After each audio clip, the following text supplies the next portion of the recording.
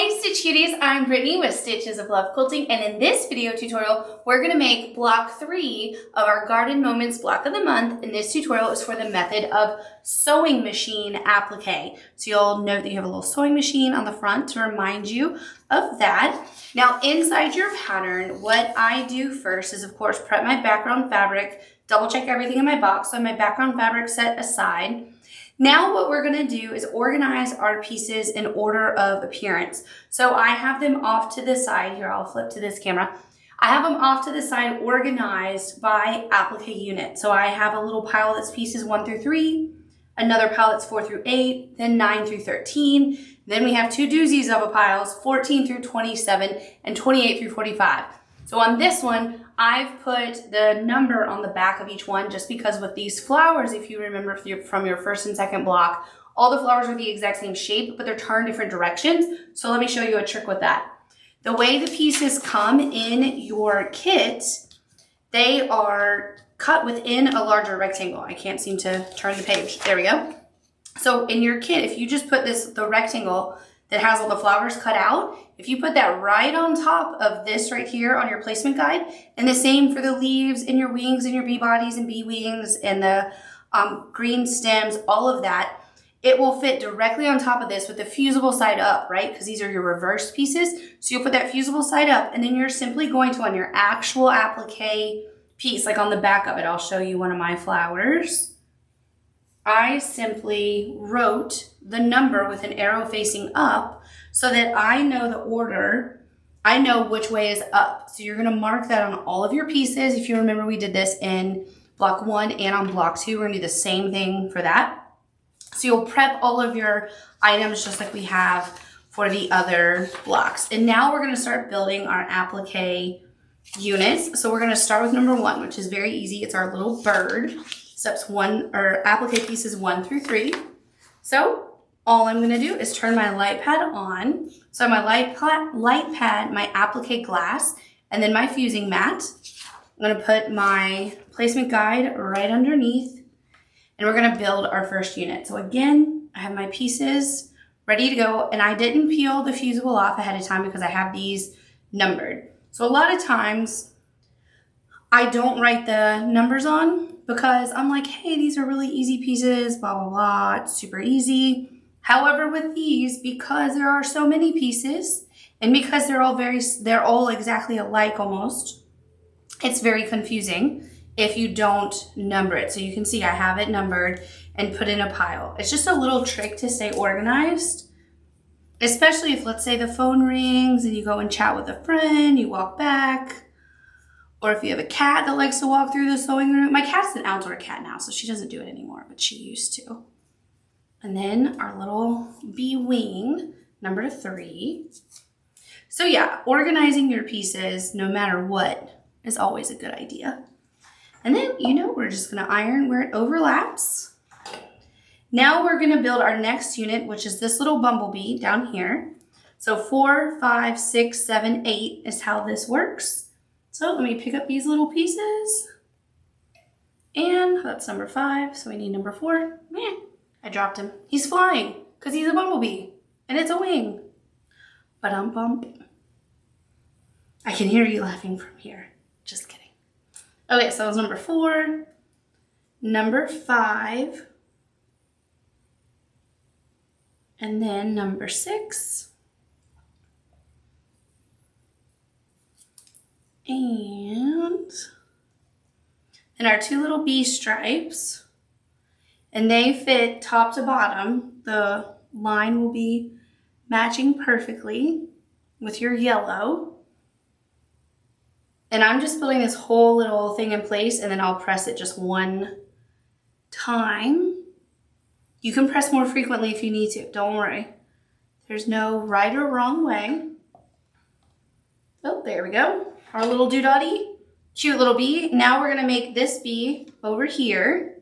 So same thing. Get your pieces. So number 9. And remember, this is an exact reverse of your block 1. So you conquered block 1, you'll conquer block 3. And then number 10. in our little body. He's not a perfect oval, so you do want to make sure you have him the right way so that your stripes line up correctly. And then number 12 and 13, just making sure I had the right one first. So number 12. There we go. And now number 13. Super cute little bumblebees. They're necessary in a garden, aren't they? Alrighty. So give this a press. Now we're going to move on. We're actually building now Appliqué Unit 4, which let me remind you of the pieces. This is step 9 that we're about to start working on, and that's 14 through 27. So let's move these out of the way because I want to have plenty of space to work on this unit. And our little bird comes right up. You guys hang out over there.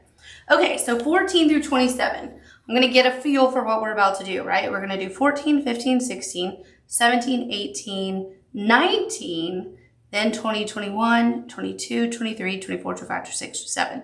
Okay, cool. I get it. I have to remind myself sometimes. So let's pick up the first piece, number 14, and put this right in place. And now 15, number 15. And you always want to go in numerical order as the pattern indicates because pieces over and under lap, correct? And I wiggled this. So I'm going to gently lift it and put it back where I want it. There we go. You stay.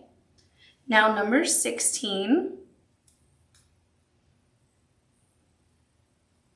And then number 18 is a flower. So remember, 17, excuse me. Number 17 is the flower. And I have my arrow going up. So I'm going to directly flip it over so my arrow is pointing up. I'm going to remove my fusible. And what that does is simply helps me not have to wiggle my piece a million times to fit it in place, right? I don't have to go where's my piece? However, on this one, I'm having to do it. So I must have drawn my little arrow incorrectly, which doesn't make for good TV, does it? For me to have a boo-boo, but oh well. Now we're gonna have number 18. And now 19, we're jumping over here. And the reason is because we're gonna have another piece that overlaps. So even though that's not connected to anything yet, it's going to connect, which is why we go to it next. So get that right in place.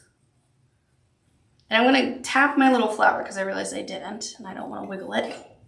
So now we have number 20 and I'm sort of doubting my little arrow at the moment. Look at that. You guys, when I drew my arrows off camera, I must have made a boo-boo. Oh well. We'll get through it together, won't we? It's not really a big deal. It's just something that helps. And then the center of our flower. And truly with the flowers, by the way, they're all the same. So as long as it's connecting into a unit, it ultimately doesn't matter what direction you have the flower when you're talking about the sewing machine applique. Now, if you were doing the embroidery machine version, oh yeah, you'd have a situation. So number 27. Oh no, 27. Why am I saying 27? This is 22. As apparently today I've lost my ability to note numbers or draw arrows. I apologize. And then this little flower, scoot it over. There we go. So I'm going to give these a press. So now we just have 4 more pieces of unit 4. So we have 24, 25, 26, 27. So 24. I'm giving up on my arrow drawing for this tutorial, you guys. I apologize. There we go, that way. My arrow was right. See, then I don't trust my arrow and my arrow was right. What am I doing? No one knows.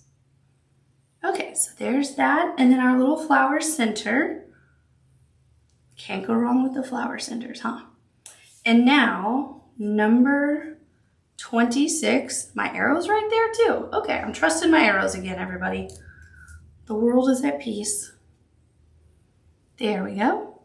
and our flower center. So this is step 9, building applique unit 4. So let's give that a little press. And now what we're gonna do is build our final unit, which is applique unit 5, pieces 28 through 45. So let's take a look at where they start to get our bearings. So we have 28, 29, 30, 31, 32, 33, 34, 35. We jump over here, 36, 37, back down, 38, 39, 40, 41, 42, 43, 44, 45. Okay, I just like to know where I'm going, right? So let's bring these pieces over here, and we're gonna start with 28, which is our green stem. There we go. And now, leaf number 29. Now also, you'll notice in your pattern, by now you should have drawn your, before you put all your units together, you can draw the accent lines on it. Well, what we're gonna do is something a little different, just to show you that you can do it a different way.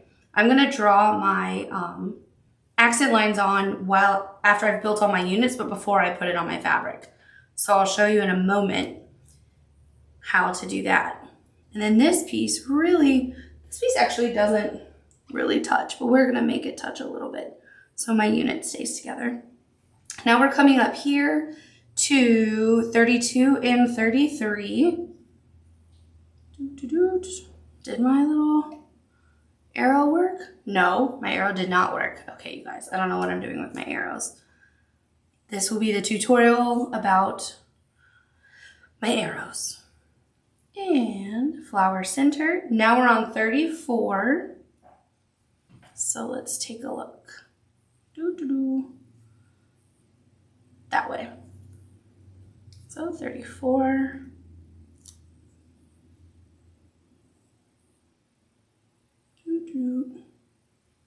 And our flower center. Now the next unit of flowers that we're doing is jumping up here, 36, 37. And that's because it is an underlap piece. That's not it.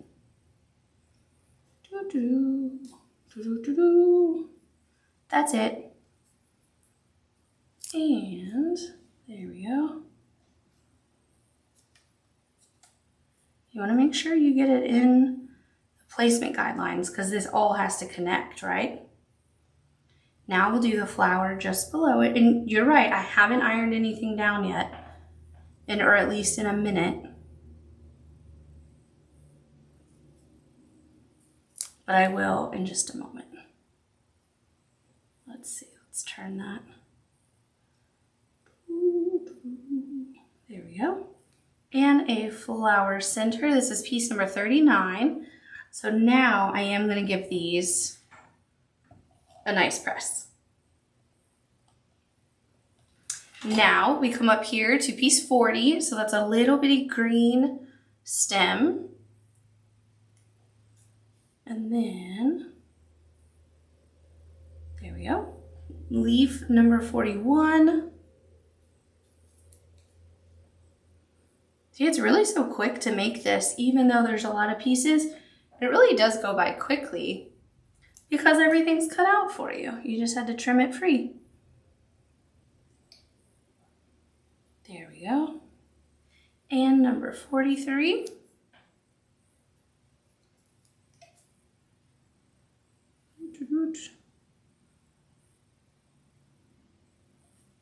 There we go. And our flower.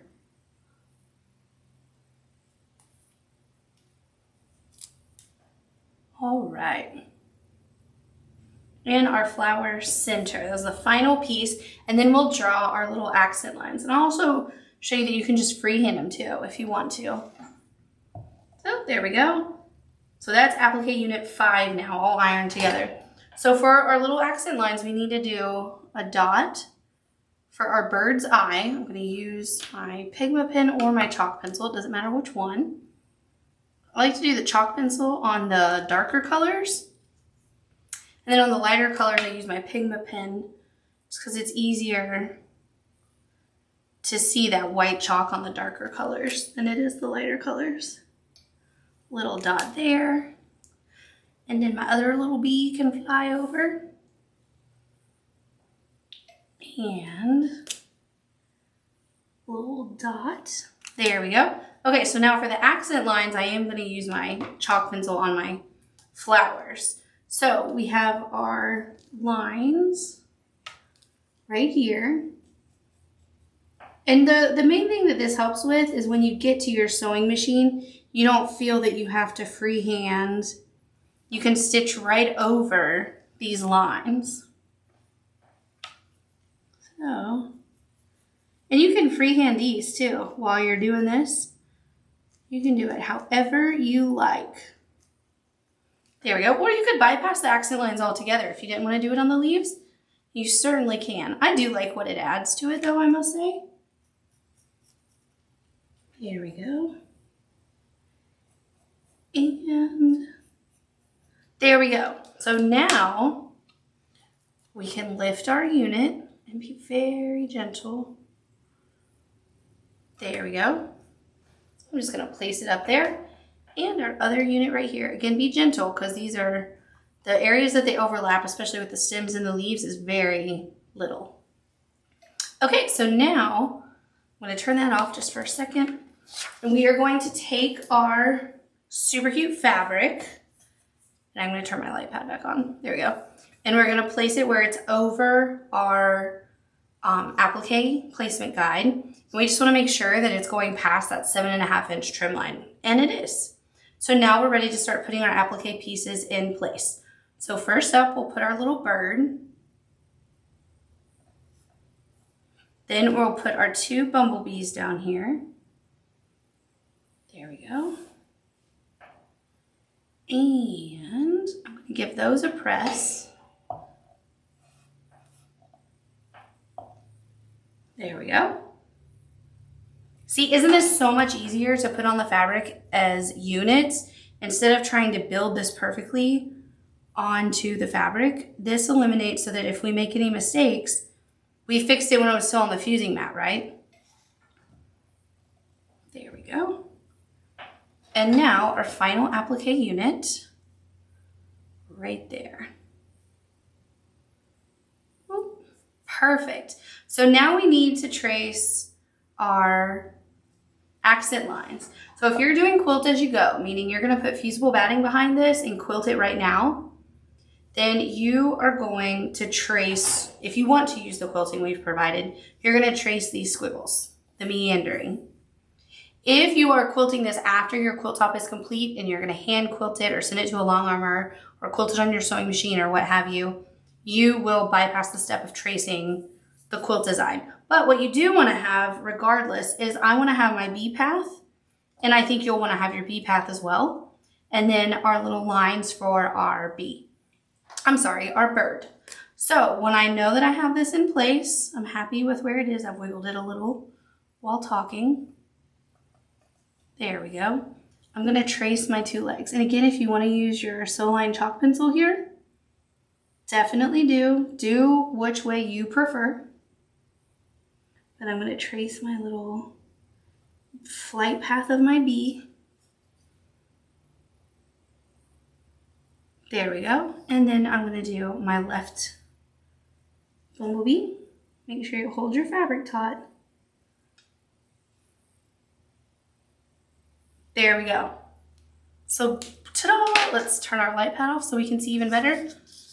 Everything is ironed on and you are ready to applique. So again, if you're doing quilt as you go, you're gonna put a 7-inch piece of fusible behind this, and that's gonna act as your stabilizer while you quilt as you go and complete all of your applique stitching. And the reason you have it a 1/4 inch in is so that when we join those seams, you don't have that bulk. You're gonna have a nice flat quilt top.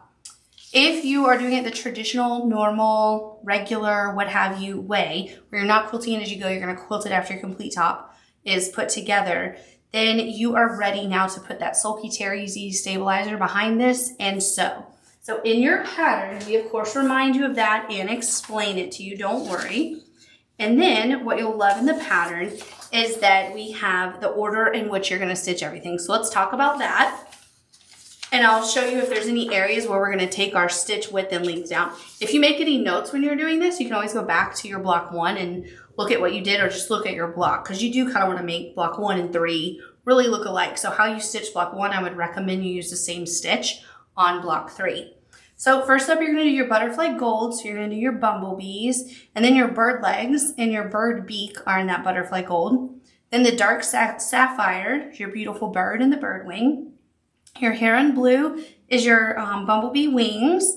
And look, I didn't iron him on all the way. Oh, because I didn't put on my Steady Betty yet. There. Now he's staying. Yeah, he's not going anywhere now. And then the black, you have your flight path, you have your little eyeballs, and then you have the stripes on your bumblebee. Then you come to avocado and you have all of your greenery and the accent lines. Don't forget those. If you want to put them on, you'll have that. We did that like on the embroidery machine. I do a triple stitch there. If you're using your sewing machine, you can just stitch over the same line multiple times if you want, or use a stitch of your choice. And then you have the sweet pink. That's the lighter of the two pinks, and that is around the outside of all of your flowers. And then you have your brighter pink, that petal pink, and that's your flower centers. And then last but not least is the white if you are doing a quilt as you go. So that's it for this month for block 3. A nice, easy peasy block to do as long as you use your placement guide, and it's so much fun to make. I think this quilt is going to be beautiful when it's all done. I can't wait to see it. So I hope this tutorial was helpful for you. As always, if you have any questions, don't hesitate to reach out, and happy stitching!